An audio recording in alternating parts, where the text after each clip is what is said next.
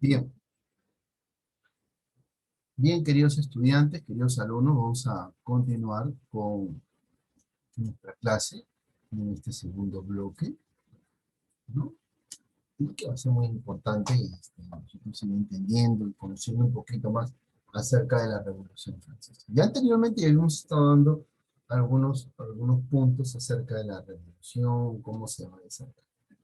Ya tenemos un panorama de lo que está pasando en Francia en este tiempo, ¿cierto? Una crisis económica, ¿no? La corte, pues en este caso, eh, el rey XVI está despilfarrando el dinero, como algunos historiadores lo catalogan, intentando su compañera.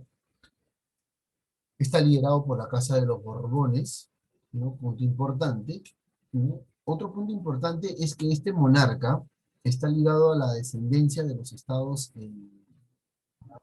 de las monarquías absolutistas exteriores, ¿no? Ligado a que siempre han estado en conflictos, ¿no? Una de las últimas guerras, la guerra de los 7 años, de la cual ustedes no se deben olvidar. Por lo tanto, la población de Francia está condicionada a tres estamentos, ¿no? El estamento del clero, la nobleza, y el tercer estamento que es el pueblo. Dentro del tercer estamento, que es el pueblo que hemos visto, van a estar los burgueses y los pobladores, aquellos que están condicionados a pagar un impuesto. ¿Quiénes pagaban impuestos en este tiempo? El tercer estado. Por lo tanto, cada vez que había un gasto excesivo, una inversión en una guerra, ¿a quién le iban a aplicar impuestos? Al pueblo. ¿Y quiénes estaban conformados por el tercer estamento? Los burgueses y el pueblo. Entonces eran los únicos que se llevaban y que se les aplicaba los impuestos. Cansados de esta situación, lo del tercer estado, exigían un cambio. Fueron a reclamarles a Palacio, ¿no? Y María Antonieta les expresó algo que les compartí hace un ratito, que su compañera también me hizo acordar algo muy cierto, ¿no? No nos invitó a que coman un pastel dulce, en este caso, ¿no?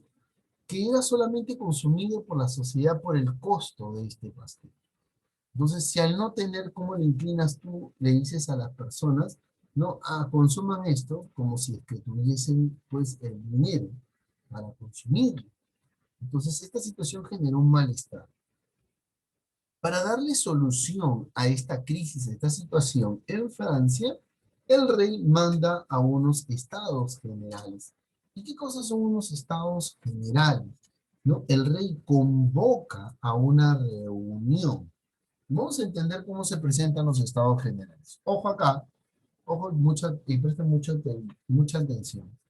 El rey convoca a los estados generales y él lo va a realizar en Versalles.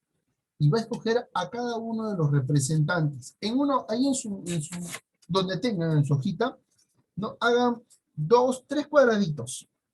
Ahí, rapidito nomás, tres cuadraditos en su borrador. Y pongan uno, el clero, y dos, los nobles y el pueblo, para que vamos a entender. El rey convoca unos estados generales. Usualmente no se convocaba al pueblo, pero en esta oportunidad se va a convocar. Se va a convocar a todos los diputados. Quiere decir de que va a invitar a los 300 representantes del clero, va a invitar a los 300 representantes de la nobleza y va a invitar a los 600 representantes del pueblo. Y el rey tenía un voto exclusivo, por así decirlo. Entonces tenemos 300 del clero, 300 de los nobles y 600 del pueblo.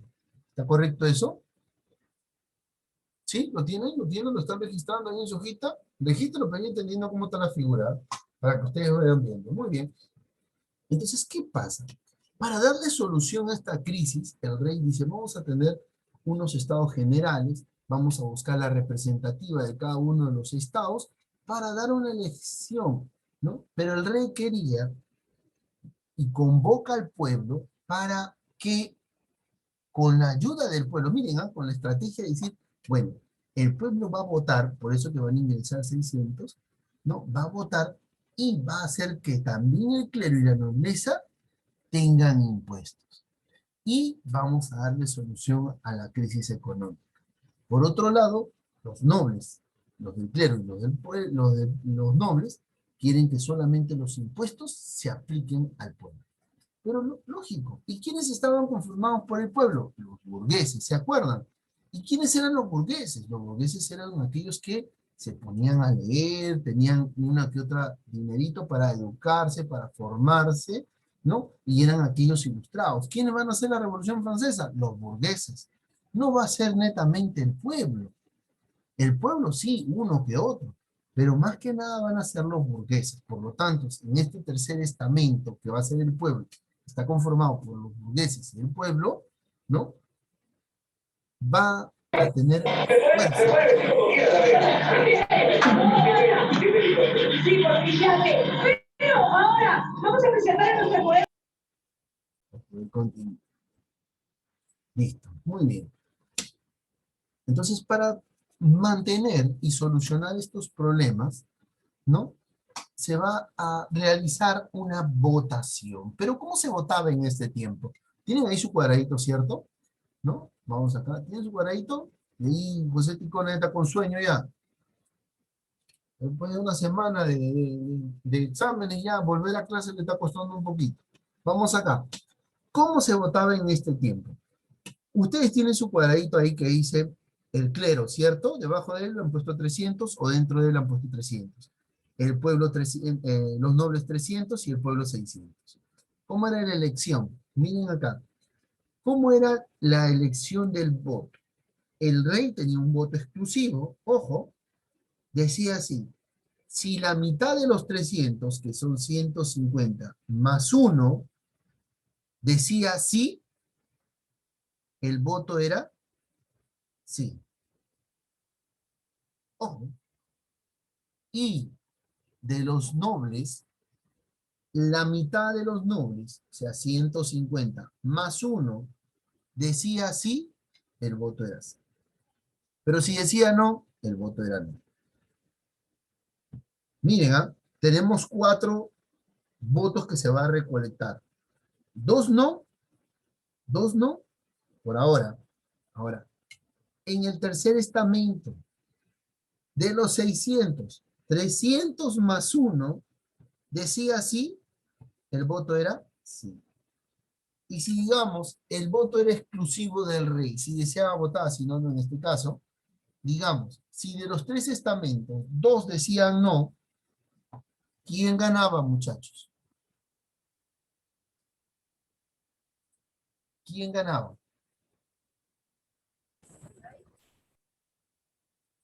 Vamos más fuerte, ¿El no los clero? escucho. ¿Quién ganaba? ¿El clero?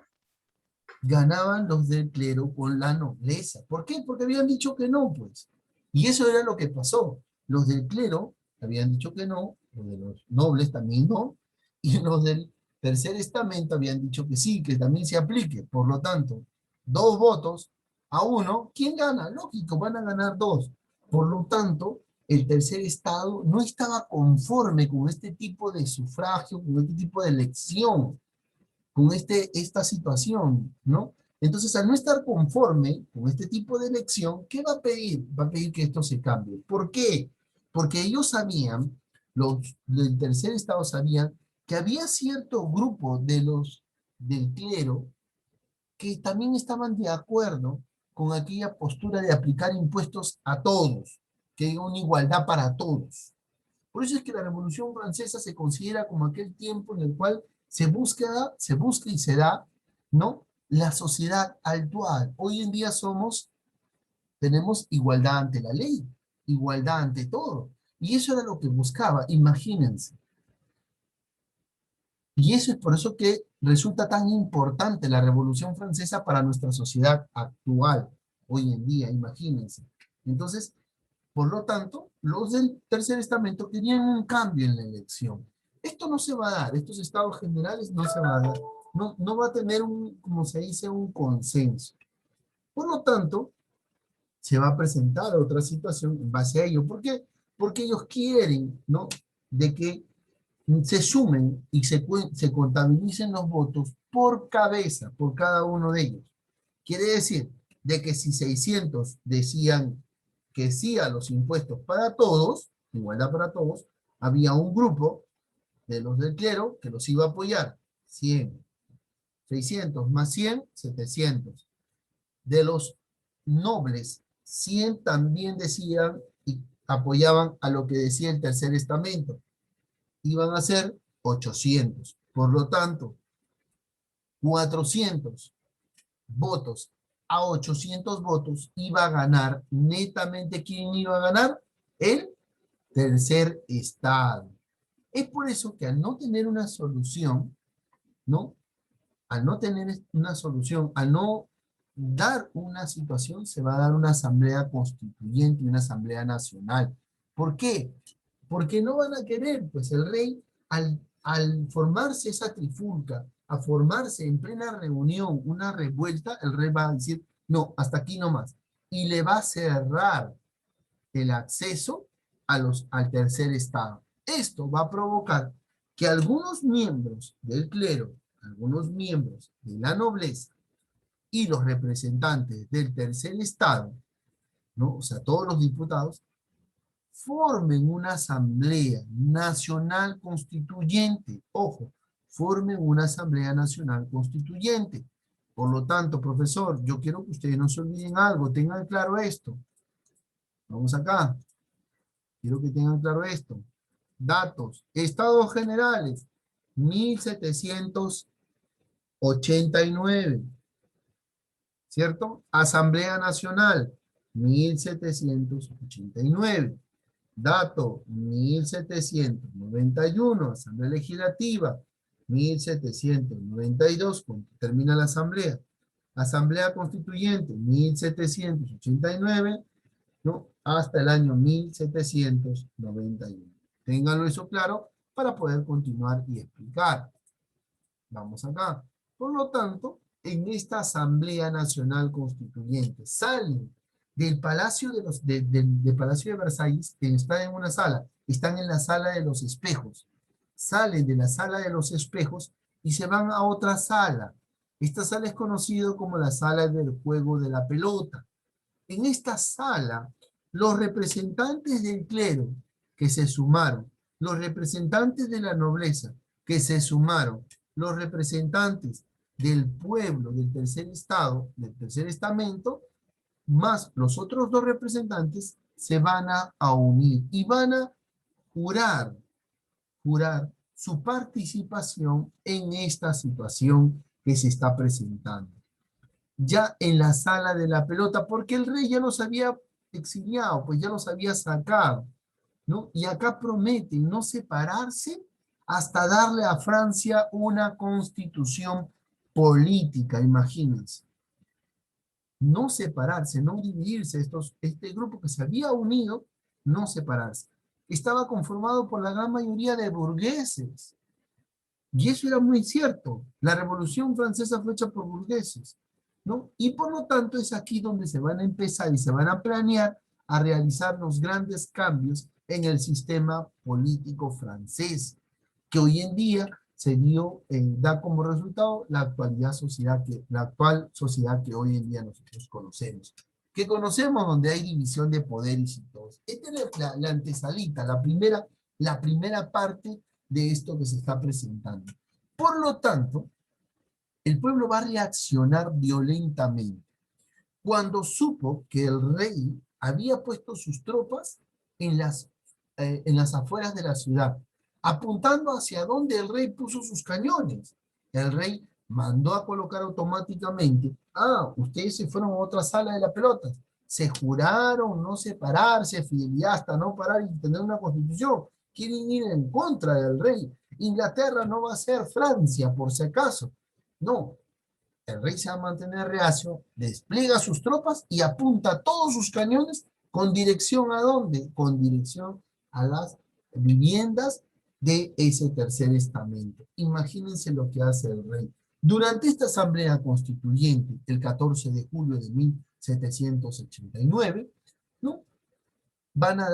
Se va a dar la toma de las Bastillas, un hecho importantísimo, ¿no? Si bien es cierto, la toma de las Bastillas, ¿no? En su tiempo fue una cárcel, ¿no? Donde mandó encarcelar el rey a algunos diputados también. Esta cárcel era considerada un símbolo del poder absolutismo del rey. Por lo tanto, el 14 de julio es un día nacional de Francia. No, ojo, un dato importante. Se da el día de la toma de la Bastilla, donde el tercer estamento, conjuntamente con el pueblo, mujeres, esposas, hijos, todos, fueron a tomar la Bastilla. ¿Y por qué tomar la Bastilla? Por ese símbolo, ¿no? De lo que es el símbolo del poder absolutista. Se da la toma de la Bastilla, la cortesía del rey, se aprovecha de esta asamblea, ¿no? De esta asamblea nacional en declarar algo, la Declaración de los Derechos del Hombre y del Ciudadano. Esta obra, en base a esta asamblea, fue redactado por un grupo de mujeres, lo que es la declaración, y se establece como tal. Acá se empieza a utilizar el término, ¿no? Del hombre, no como término de solamente señalar al hombre, ¿no? Sino tanto mujer, que después fue entendido en su tiempo que solamente estos derechos señalan al hombre, no la igualdad ante todo tipo, no, tanto del hombre y de la mujer. Y se establece bajo principios de la Ilustración. ¿Qué principios? Pregunta de examen, ¿no? Cuando yo les pregunte la Declaración de los Derechos Humanos, esta obra de la primera Asamblea Nacional, en la cual participan el tercer estamento, algunos del credo, algunos de los nobles, y se juran no separarse hasta declarar una constitución para Francia, surge esta Declaración de los Derechos, con los principios basados en términos netamente de la Ilustración. Es el tiempo, es el siglo de las luces, de igualdad, libertad y tolerancia, queridos estudiantes. Por lo tanto, se va a dar una asamblea constituyente, 1791 a 1792, si no me equivoco. Dime ahí, ¿estamos ahí? ¿Tenemos datos? Les dije que anotaran, ¿anotaron? ¿Sí? Muy bien. Así como se da esta Asamblea Nacional Constituyente, esta va a determinar qué cosa, los privilegios. Todavía se escuchan algunos aires de esos privilegios feudales que se estaban dando. Se van a empezar se van a confiscar, van a quitar algunos bienes, tanto al clero como a los nobles. Profesor, ¿pero esto se dio? Sí. El rey va a tener que aceptar esta condición. El rey prácticamente se va a inclinar por huir del palacio, porque se está empezando una serie de situaciones en contra de las acciones que se estaban dando, en este caso, que estaba realizando el rey. Por lo tanto, se va a crear, ¿no? Se va a crear la constitución política. ¿Y qué se establece? Se establecen los derechos de quién en esta constitución, de los derechos del hombre y del ciudadano. Y esta legislativa, ¿no? Se va a presentar en esta Asamblea Nacional Constituyente.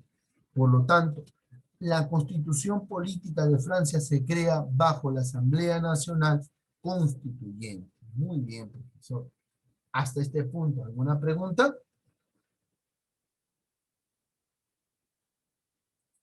Bueno, muy bien. Se va a conformar una asamblea legislativa, ¿no? 1789, si no me equivoco, a 1792 también. Durante esta etapa, quien va a surgir en este liderazgo va a surgir Robespierre. Algo muy importante en esta etapa, él es que va a crear va a crear una serie de leyes en Francia. Es aquí donde van a surgir los primeros grupos políticos, por así decirlo, los partidos políticos. Y él va a liderar uno de ellos, el líder político de los jacobinos, ¿no? Los más moderados, otros también los girondinos. El líder de los jacobinos va a ser Robespierre, en este caso. Y él va a declararle la guerra a los países en contra de la revolución. Él va a defender a la revolución y a los países que se oponen a que se dé esta revolución en Francia. Un punto muy importante, antes de poder entrar en la etapa republicana, es que estamos viendo una situación que, si bien es cierto, profesor, el monarca tuvo que aceptar esta situación en 2016, sí, hasta el momento. Vamos a ver ahora en la siguiente etapa, la etapa republicana, cuál también está involucrado algunas acciones que se van a realizar, ¿no? Como persecución ante los actos del rey Luis XVI. Así vamos a entrar a la siguiente etapa, la etapa republicana. Muy bien, vamos. Durante esta etapa republicana van a surgir términos como la convención, profesor, no sin antes remontarnos a nuestra diapositiva. Déjame compartir acá, remontarnos acá va a ser muy importante. Acá, que ustedes tengan presente yo, porque listo. 3 periodos. La convención, anotamos ahí, 1792 a 1795. Después el directorio, 1795 a 1799. Profesor, acabó la revolución. Hasta ahí ya consolidó. Sí, cuando se dé el consulado van a pasar un hecho muy importante. Pero anote con el término el consulado también, de 1799 a 1804. Ya prácticamente aquí surge la imagen de Napoleón Bonaparte. Vamos a presentar cómo se da esta situación. Dejamos de compartir acá, y usted ya anotó, y nos vamos a continuar. Muy bien, vamos acá. Etapa republicana de la Revolución Francesa. Importante, importante desarrollo que vamos a realizar. Ya vimos los puntos ahí. A ver, estoy tomando nota. ¿No? A ver. Vamos a ver. Se da la convención. Va a ser uno de los primeros hechos en esta segunda etapa de la Revolución Francesa, la etapa republicana. Se da el periodo en que gobiernan ¿quiénes? Los jacobinos. ¿Cómo se llamaba el líder de los jacobinos? Robespierre. Muy bien.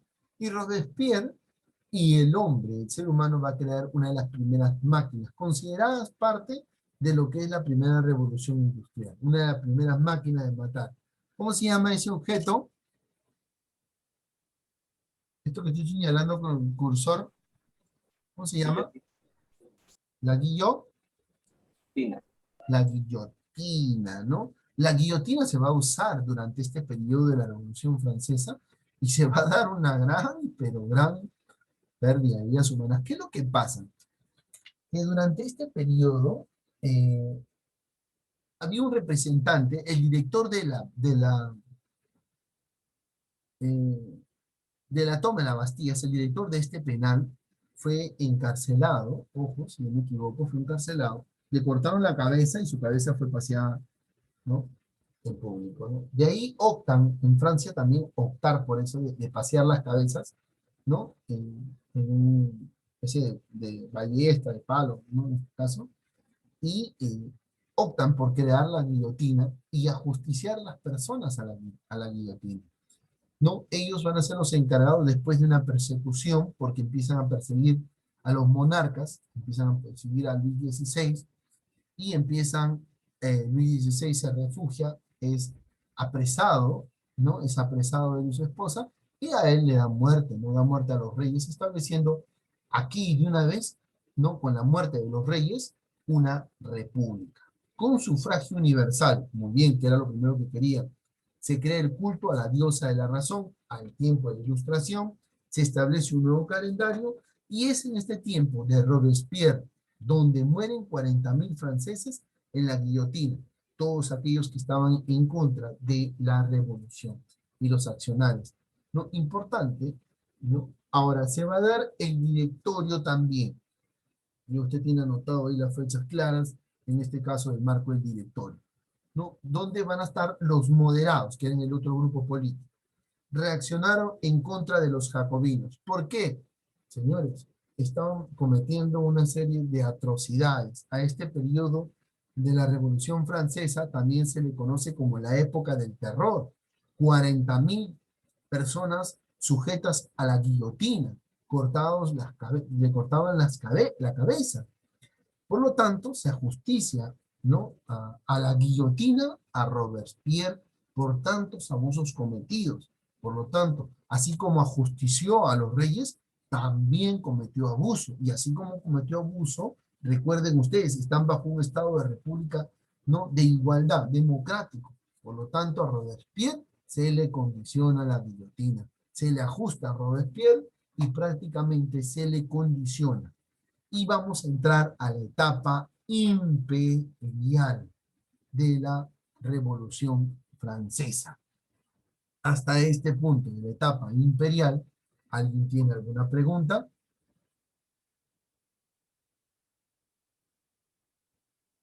Duda. En la etapa imperial va a dar como resultado el gobierno de Napoleón Bonaparte. Termina la Revolución Francesa, queridos estudiantes, año 1799. Los moderados asumen el poder, pero surge la imagen de un personaje muy importante en la historia. Y Napoleón va a asumir su liderazgo a través de un golpe de Estado y toma el poder. Y él se nombra cónsul. Por eso la última etapa, de la etapa republicana, es el consulado, aquel hecho donde Napoleón Bonaparte realiza un golpe de Estado, ¿no? Como soldado francés realiza un golpe de Estado, y él mismo, para el año 1804, se nombra emperador, ¿no? Y los Aires. Esto y otros detalles más lo vamos a tener que desarrollar en la próxima clase, que va a ser la última etapa, la etapa imperial, con Napoleón Bonaparte, los 100 días de Napoleón, la captura y el exilio de Napoleón Bonaparte y cómo termina esta historia, ¿no? Ya de lo que se conoce como la era napoleónica, queridos estudiantes. ¿No? Nos vamos a quedar hasta aquí, nos quedamos con la imagen de Napoleón Bonaparte. Espero que les haya gustado la clase el día de hoy. ¿Verdad que sí? Yo sé que sí, espero que les haya gustado. ¿Qué tal? ¿Cómo les pareció la clase? ¿Estuvo buena? ¿Quisieron que avancemos más? Sí, el tiempo nos apremia, muchachos. 9:27. La próxima clase yo estoy seguro que abarcaremos pues esta parte de la etapa republicana y también, ¿no?, la era napoleónica, porque la era napoleónica no solamente termina con Napoleón, sino el hermano, el sobrino y todos los que le siguen en el gobierno de Napoleón Bonaparte, ¿no? Y vamos a ver después también cómo será la restauración, entre otras cosas más que van a surgir en esta parte de la historia universal. Preguntas. Tenemos 5 minutos para una ronda de preguntas.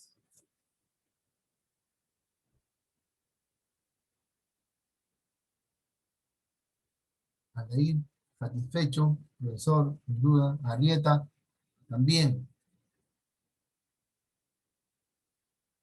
Arume, Elizabeth, gracias Elizabeth por el dato, ¿no? Bricho, no, brioche, ¿no? Brioche, que comía brioche, es muy parecido a un pan dulce. Muy bien, me parece perfecto que algunos también vayan buscando alguna información importante, no quedándose con lo que uno les dice, ¿no? Bueno, en mi caso siempre hemos optado por decir de que la reina María Antonieta los mandó a comer pasteles dulces, ¿no? Pero en ese caso, esa comida solamente tenían el acceso cierta élite de la sociedad.